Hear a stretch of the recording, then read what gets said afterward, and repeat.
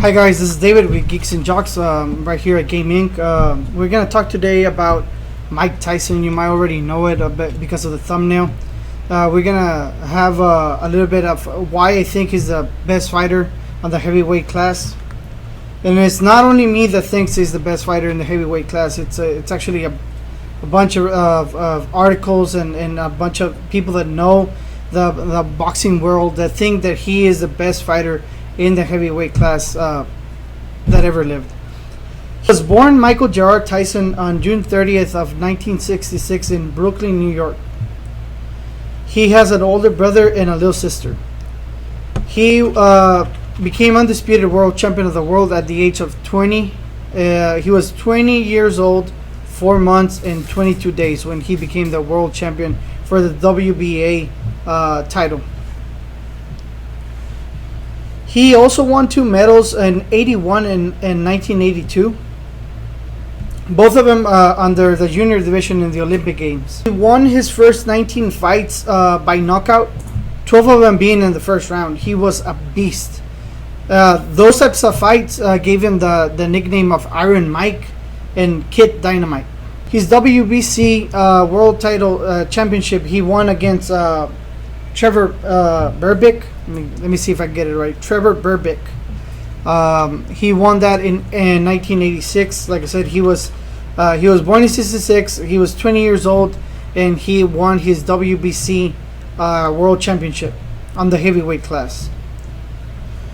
Then later in the next year, he won the WBA and the IBF World Championships against James Smith and Tony Tucker. He defended his heavyweight title 9 times, then had a 3-year hiatus between 1992 and 1995. I think we all know what happened, but I'm not going to get into those details right now. But at the age of 20, he already accomplished a lot.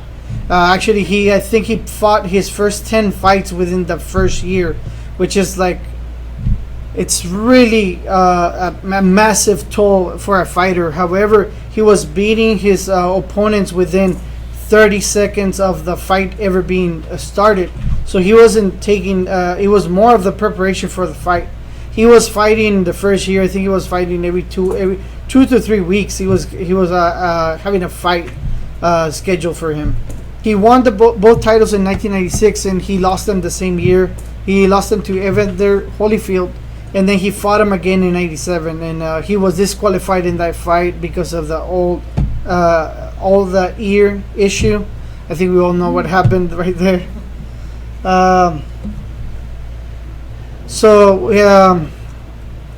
Just from coming back to it, I think it was really hard for him to come back to the fighting scene, to the boxing.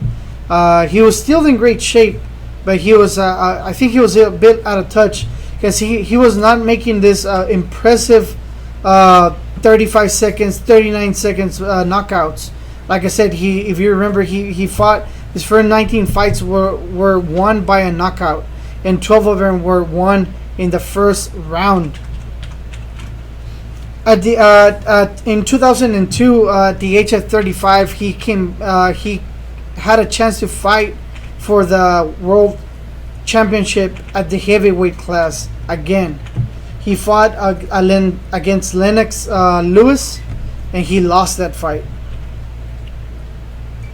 But he didn't only lose this fight, he lost it by a knockout. So it was really important that he was losing momentum, and he was already 35, and he was I think in 2003 he filed for bankruptcy. It was hard times in his personal life. He had a rough upbringing anyways, so he knew this rough patch. Tyson was known for being intimidating and ferocious inside and outside the ring. Like I said, he was a great boxer. I cannot imagine how big of a boxer he would have become. He's already rated 14th in the history books as the best heavyweight fighter.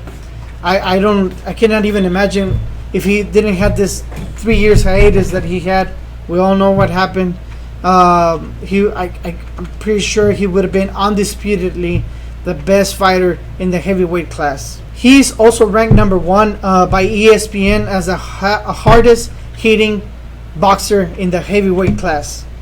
So just let that sink in. He was the hardest hitting boxer in the heavyweight class. His left hook was impressive.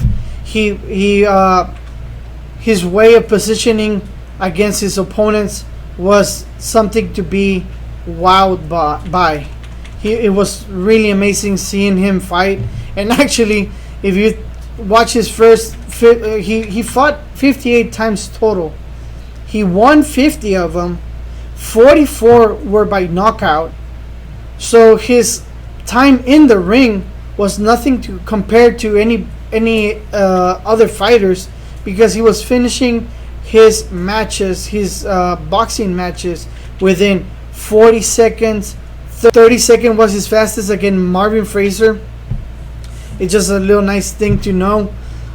He lost only 6 times throughout his whole career as a professional heavyweight boxer. He had 2 no contests. In 05, it was a year, it was all over. Everything was over in 05. He retired. He retired again after only 6 rounds against Kevin McBride. And if you see the interview after the fight, it's just heartbreaking. He states that he just doesn't have it in him. He just doesn't love fighting no more. He's done with it. He just doesn't want to be in the ring anymore. He doesn't want to have the life of the fighter. He just lost the love for fighting. As a side note, we have that Punch-Out was named Mike Tyson's Punch-Out. That was the original name of the game for all you geeks out there. Afterwards, the name was changed to Punch-Out, just Punch-Out. But when it first came out, the name of the game was Mike Tyson's Punch-Out. And what I have right here is going to go into my collection. No, we already talked about it. But right here, I'm holding an Everlast right hand boxing glove. It's JSA certified. It's brand new. It's signed by Mike Tyson. It's gonna go into my collection. It's a really nice item that is gonna go to my collection. You can search for them online, but you have to make sure that it's a certified signature, either by JSA or Beckett. I really haven't dealt with any others certifications per se, but they have a really nice method for you to search them out. They have their website. You go into a website, you type in the number. If you can see it right here, it's a little sticker right here, and it has a number. You go into their website, you search it out, and you make sure that it's the item that you're purchasing or getting matches the JSA certification number. And like I said, it's very important for all you collectors who are starting to collect any memorabilia to make sure that your items are original and certified. Also, I'm going to put it in a nice little case. It will bring up the value of it, just to have it saved for later on, and just to look at it, man. It's just so cool. And if we really have to get into the whole ear thing, he was disqualified in 1997 in the second Holyfield fight. He bit one of his ears first. They stopped the fight, and then he got disqualified by biting the other ear. And if you think about Mike Tyson, unfortunately, this is one of the incidents that you tend to think about. But in reality, this is just a small stain on an otherwise spotless career. He was just the best. This was it for today, guys. Thank you for tuning in, and I'll see you in the next one. Thank you.